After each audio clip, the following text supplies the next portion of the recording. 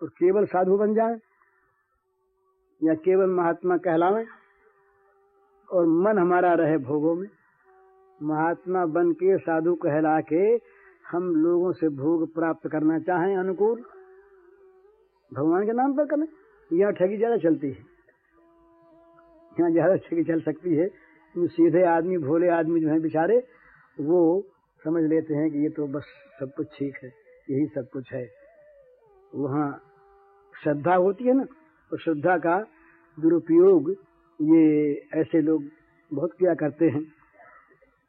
तो इसमें बड़ी बुरी चीज क्या है, मनुष्य अच्छा आदमी भी जहाँ बड़ाई मिलती है, मान मिलता है ना, वहाँ उसे प्रिय लगता है। मैं तो अपनी बात कहता हूँ आपसे, मेरी कमजोरी जो है ना, मैं जानता हूँ, मेरी कमजोरियों को समझता हूँ मैं। कभी कभी, हमेशा तो नहीं सावधानी रहती, कभी कभी सावधानी आती कि भाई ये जो बड़ाई करते हैं, ये इनका शील है कि तेरा गुण है। किसी की कोई बड़ाई करता है, ये बहुत बहुत देखेंगे चीज है, 3 बात से बड़ाई करने वाला करता है। अगर आप मेरी तारीफ करते हैं तो आप में 3 में से एक बात होनी चाहिए। या तो आपकी आंख ऐसी है जिससे आपको दोष दिखते ही नहीं, या आपको दोष गुण दोनों दिखते हैं पर अपने लाभ के लिए, और आप केवल गुण की बात कहते, दोष की कहते नहीं। और या आप दोष की कहना भी चाहते हैं पर कौन लड़ाई मोल ले, इसलिए आप बच जाते हैं। तो ये तीनों आपके गुण रहे ना। आपने अपने गुण को व्यक्त किया मेरी बड़ाई करके, और मैं मूर्ख उस बड़ाई को अपने में आरोप कर लूं। मैं मान लूं कि हाँ मेरी बड़ाई हो गई, तो मैं अपने आप को ठगाता हूं। वहां पर अपने आप को देखे, किसी की बड़ाई सुन करके तो फूले नहीं, उससे तो अलग रहे। और निंदा सुने तब अपनी ओर देखे कि भैया जो कहता है ये बड़े हित की बात कहता है, इस दोष को निकालो, कहीं न कहीं होगा। इसको दिखता है ना, और न दिखता है, हमको नहीं दिखता है, तो भाई फिर ढूंढो। ये कहता है, इसकी भी तो आंखें हैं ना, ये क्यों कहता है, उसकी बात सुने। लेकिन वो महाराज ऐसा मीठा विष है, ऐसा मीठा विष है कि बड़ाई बड़ी प्रिय मालूम होती है, बड़ी प्रिय मालूम होती है। और जो नहीं करता बड़ाई, उसके लिए मन में आता है कि ये जरा ऐसे ही आदमी है, हैं? हाँ, कहीं जाए और मान मिल जाए तो देखो वहाँ बड़े प्रेमी लोग रहते हैं, और नहीं मिले कहीं तो 2 बात में एक बात कहते हैं। अपनी बड़ाई रखना चाहते हैं तो कहते हैं, बोले ये बेचारे जानते नहीं जी हमको, हम कौन हैं क्या हैं, इससे परिचित नहीं, परिचित होते जरूर मान करते। अथवा बोले इनमें प्रेम है ही नहीं, कहाँ से मान करें, सब रूखे आदमी हैं, कुछ है नहीं इनमें, यहाँ फिर नहीं आएंगे। तो इसका अर्थ क्या हुआ, भाई मान ले जाते हैं, अपने अपने अपने सुख के लिए जाते हैं। तो साधक के लिए सावधानी की आवश्यकता है। साधक हमेशा दूसरे की बड़ाई पर अपने को कभी न तोले।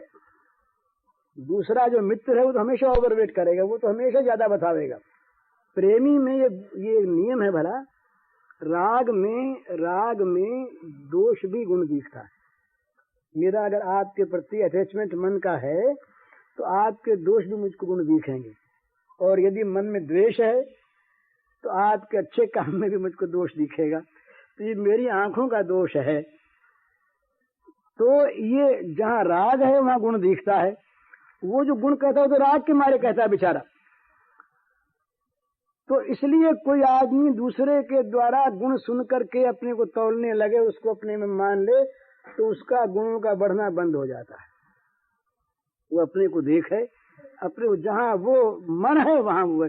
सोक्रेटिस के सामने एक बार एक ज्योतिषी गए, ये सोक्रेटिस की जीवनी में आती है बात, सुकरात। तो किसी ने, वो ज्योतिषी था हाथ देखने वाला, उसने हाथ देखे कह दिया कि भाई ये तो बड़ा कामी आदमी। तो शिष्य लोग जो थे पास बैठे हुए वो सब तन गए, बोले बड़ा बदमाश है, शरारती, कहीं हमारे आचार्य में दोष बताता है। उन्होंने कहा चुप तो रहो, पहले हमको सुनने दो, भाई बात है। तो अब वो सब चुप हो गए। तब उन्होंने कहा भाई आप सच कहते हैं, बात आप सच कहते हैं, बिल्कुल ठीक बोली। लोगों ने कहा ये कैसे? बोले भाई तुम लोगों ने हमारे ऊपर को देखा और ये हमारे मन को देख रहा है, ये हमारे अंदर को देख के उसकी बात कह रहा है और तुम लोग ऊपर को देख रहे हो। तो अंदर जो है वही तो हम हैं, बाहर से होने से क्या होता है? अंदर हम हैं। पाखाना अगर बाहर से सजाया हुआ हो, खूब मंदिर नुमा हो, पर उसके अंदर क्या है? इसी प्रकार से अगर बाहर की शोभा हो, हमारे जीवन की बड़ी शोभा बाहर है, पर अगर हमारा अंदर गंदा है तो हम उस शोभा का क्या मूल्य है? कुछ नहीं है, उसका कुछ नहीं होगा। न उससे हम यहाँ लाभ, यहाँ भी जलते रहेंगे और आगे भी जलना है। इसलिए मनुष्य सच्चा बने, थोड़ा बने कोई हर्ज नहीं है, जरा सा बने, पर जो बने रत्ती भर भी बने वो सच्चा बने। वो रत्ती भर भी स्वल्पम धर्मस्य त्रायते महतो भयात। थोड़ा सा भी ये धर्म महान भय से तार देगा। और झूठा धर्म चाहे वो गाड़ियों से लगा हुआ हो, वो तो बोझ ही बोझा रहेगा, दबेगा, उससे वो मरेगा, पिसेगा, कुछ लाभ नहीं होगा। तो इसलिए मनुष्य को जहाँ तक बने अपने दोषों को देख करके उन्हें दूर करना चाहिए और इंद्रियों की मन की गुलामी से हटकर भगवान का गुलाम बनना चाहिए।